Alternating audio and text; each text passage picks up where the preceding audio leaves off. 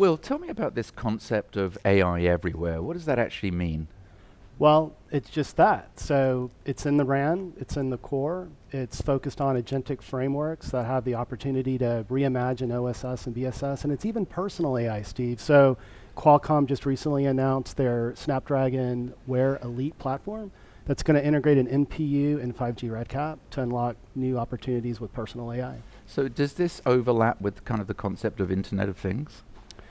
Very similar to IoT, but from my perspective, it's bringing more intelligence to the network. And from my perspective, that's going to unlock not only a host of use cases, but that magical monetization opportunity for operators. I was going to say, where's, if we try to follow the money, where does it go? Right. I mean, Qualcomm obviously is trying to create new and exciting revenue opportunities for carriers. Yeah. Are they going to bite on that? And is that really where that type of consumer gizmo, is that really where the money's going to come from? I think the personal AI, we've seen, other versions of, pens and that sort of thing that have not, basically delivered on that promise, but those were early days. In the world of AI, we're moving at hyperspeed. So 2 months is like almost, 2 years in other industries. So I think, time will tell, but from my perspective, the potential is tremendous. And at the end of the day, operators have to determine ways to monetize beyond access. And,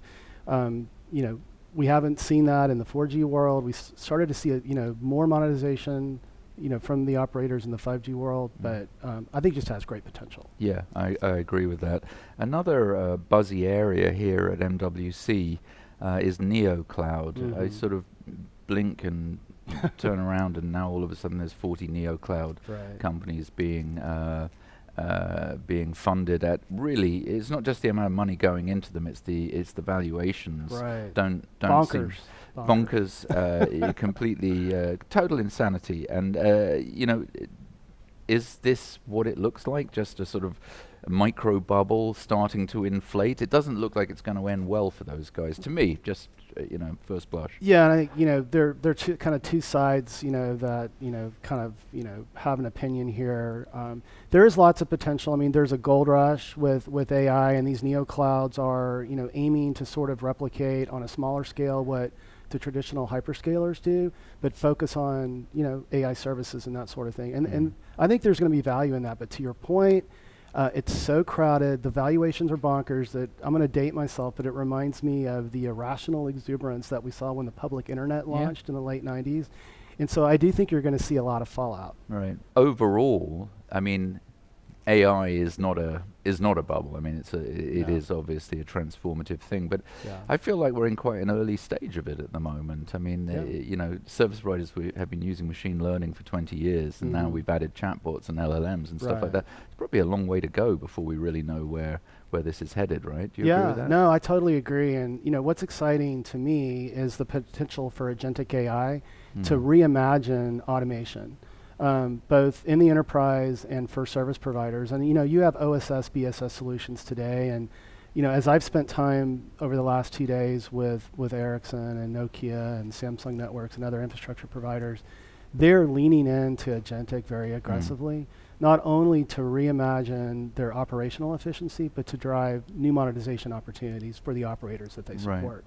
But net, for everybody running a carrier network, it's just incredibly complicated now. It is. And just the issue of orchestration to automation, there isn't a one-size-fits-all, obviously, and it just seems like people are starting to stack orchestrators on top of each other. Is that something you're seeing? Absolutely. So again, as I've spent time with a lot of infrastructure providers, I like to ask the question, okay, there's a lot of discussion around agentic AI this year at Mobile World Congress. Is it your own platform? And the consistent answer I get is that we're using an open source code, and we're developing on top of that. So that's going to drive complexity, Steve, to your point, number one.